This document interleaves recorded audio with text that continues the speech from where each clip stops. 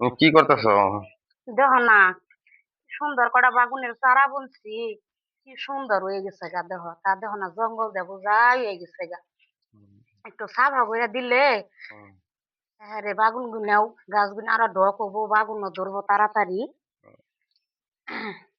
এ বন্ধুরা, তোমরা সবাই কমেন্ট করে বলো তো আমার বাগুন গাছ কেমন হয়েছে। আর এটা বাগুন খাইতে কিন্তু অনেক স্বাদ, আচ্ছা, দেখতেও আমি কি যেমনি দেখতে সুন্দর। আইলেই আমি কি দেখতে আইলেই তোমার খালি কাম বাইরে নাকি?